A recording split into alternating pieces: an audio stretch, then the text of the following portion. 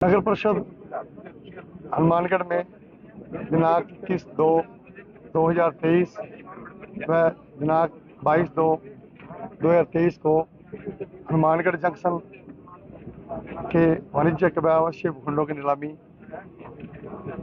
आयोजित की गई थी।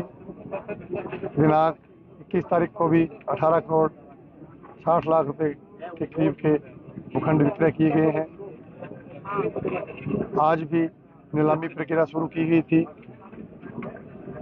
लेकिन कुछ बोलीदाताओं द्वारा अचानक अप्रत्याशित रूप से बोली बढ़ाकर बोली दी गई, जिससे बोली आगे बढ़ नहीं पाई। वह जो मौके पर इच्छुक खरीदार पधारे थे, उन्हें कुछ व्यक्तियों की वजह से निराशा हाथ लगी और नगर परिषद को भी कानूनी कारणों से उक्त बोली को निरस्त करना पड़ा। भाजपा जिलाध्यक्ष बलवीर बिश्नोई के द्वारा शिकायत दिया जाना मालूम हुआ है।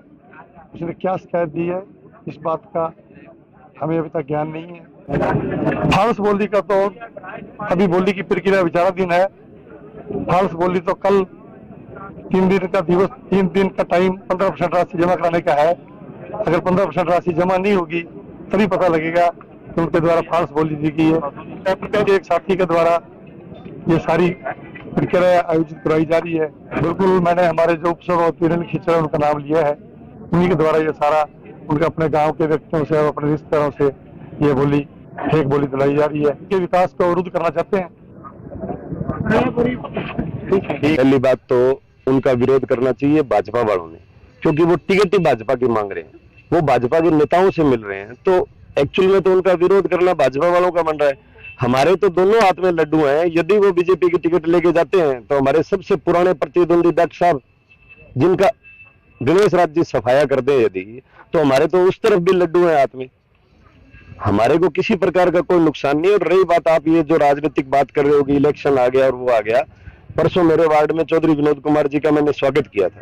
इत्तेफाक से उसमें गणेश राज जी नहीं आ पाए, तो कुछ मीडिया के बंधुओं ने या कुछ बाजार में रूमर उड़ गए कि अभी वो जी सभापति जी को बुलाया नहीं, या वो नाराज है, या आए नहीं, या चुनाव लड़ रहे हैं इस वजह से नहीं आए।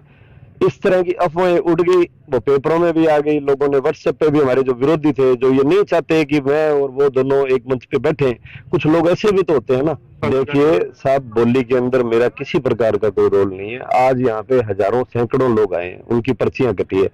हो सकता है उसमें से 2 4 5 मेरे मिलने वाले हों, मेरे वार्ड के हों, मेरे रिश्तेदार हों। क्या आज से पूर्व में मेरे मिलने वाले और मेरे जानकारों ने पर्चियां नहीं कटाई या बोलियां नहीं दी?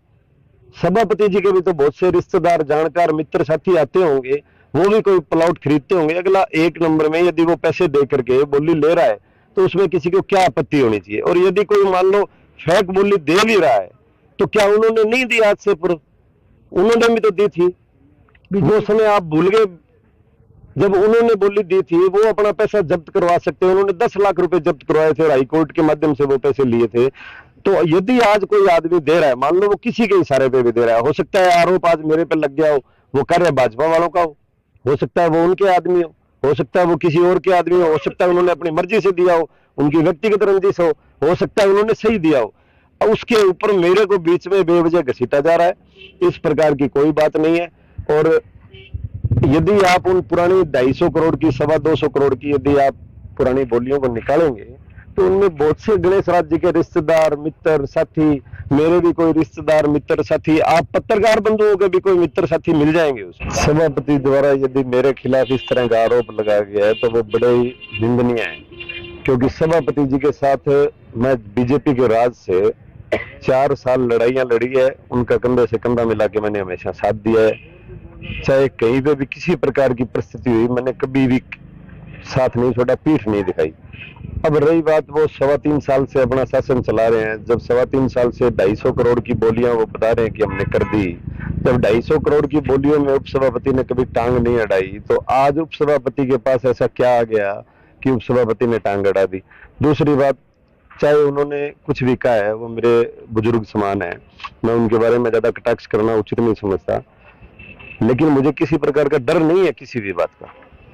कि कल को कोई ये इस प्रकार के दिमाग में किसी के विरोधी को डरता हुआ कोई नहीं बोल रहा है। मुझे किसी प्रकार का कोई भय नहीं है।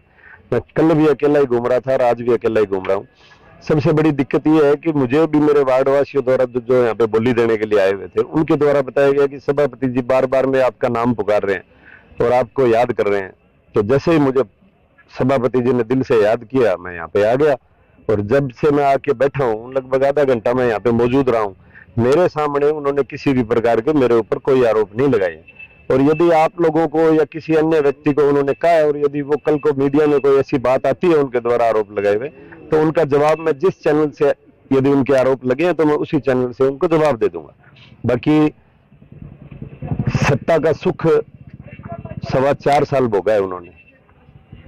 वो पहले भाजपा में भी रहे, वो कांग्रेस में भी रहे, वो निर्दलीय भी रहे, लेकिन फिर भी हम लोगों ने बड़ा दिल करके उनको अपने साथ मिलाया।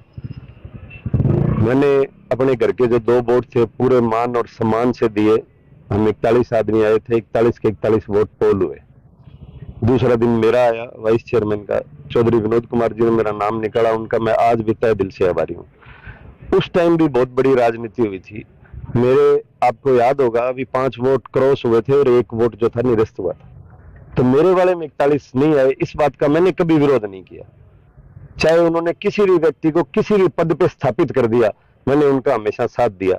नहीं तो बिना किसी भी कमेटियां बनाए कोई भी आदमी पत्थर के ऊपर नाम लिखा ले, कानून में लिखा हुआ है कहीं, लेकिन मैंने नहीं विरोध किया क्योंकि मैं उनको अपना बड़े भाई की तरह मानता हूं। अब यदि उनको लग रहा है भी अनिल में कोई खामी है और उन्होंने आपके मेरे बारे में कुछ ऐसा कहा है, तो उसका मैं जिस चैनल से आया फिर कह रहा हूं उसी चैनल से जवाब दूंगा। मेरे को किसी प्रकार का कोई भय नहीं है, कोई डर नहीं है। मैं तब भी घूम रहा था और आज भी शहर में। वो देखो वो क्या होता है कि भी आप जैसे मेरे को किसी वार्ड से मेरे वार्डवासी का फोन आया कि भी भाई साहब आपके बारे में सभापति जी ने 3-4 बार बोल दिया, तो मैंने कहा भी मैं आ रहा हूँ, यदि कोई बात है तो वो मेरे सामने बोलेंगे। तो जैसे ही मैं आया अचानक एक्चुअली में माहौल, जब आप कह रहे हो खुद ही बता रहे हो कि माहौल गर्म था, तो मैं आते ही मैं मेरे सामने सीट मुझे खाली मिली तो मैं सामने सीट पे बैठ गया। उसमें कौन सा गुनाह हो गया? अब ये मान लो मैं वाइस चेयरमैन हूं, कल मैं ऑफिस जाऊंगा तो मैं मेरी कुर्सी पे तो बैठूंगा, मेरे कमरे में बैठूंगा, या उससे भी मुझे कोई रोक देगा? कोई नहीं रोकेगा। यदि मैं सामने बैठना चाहता तो मैं सामने भी बैठ सकता था, लेकिन सामने चेयर नहीं थी, इधर एक चेयर खाली मिल गई, मैं उस पर बैठ गया। और यदि आगामी बोली होगी तो आप देख लेना, मैं उस साइड में मिलूंगा आपको। मेरे को विधायक नहीं बनना, मैंने विधायक का इलेक्शन नहीं लड़ना। सभापति जी को देखिए, वो उनकी महत्वाकांक्षा है कि वो विधायक बनना चाहते हैं, विधायक का चुनाव लड़ना चाहते हैं, चाहे वो किसी पार्टी से मांग रहे हो, चाहे वो निर्दलीय लड़े, तो वो अपने राजनीतिक लाभ के लिए कुछ भी कह सकते हैं, उसके अंदर मेरा कोई रोल नहीं है। वो चाहे कुछ भी कहे, आपके सामने मैं आधा घंटा पौना घंटा बैठा रहा हूँ, क्या मैंने कोई एक भी शब्द बोला? क्या जो ये परसों के पेपर में आया मेरे उस कार्यक्रम के बाद में मैंने किसी प्रकार की कोई अभद्र कोई भाषा यूज की या किसी प्रकार का कुछ कहा? यदि वो बोल रहे हैं तो ये उनके लिए मतलब मैं अपने आप में इसको शर्म महसूस कर रहा हूँ कि यदि वो बोल रहे हैं तो कुछ भी अगर गलत बोल रहे हैं। उनका आरोप लगाना उनका काम है, वो विपक्ष में बैठे हैं, विपक्ष वालों का हमेशा आरोप लगाना काम होता है। यदि वो मान लो आप कह रहे हो कि कलेक्टर से मिले हैं तो कलेक्टर साहिबा जांच करवा लेंगी, और यदि पब्लिक है तो पब्लिक का तो हम किसी को भी चुप नहीं करवा सकते। पब्लिक अपने विचार व्यक्त करेगी, वो उनको कोई रोक नहीं सकता।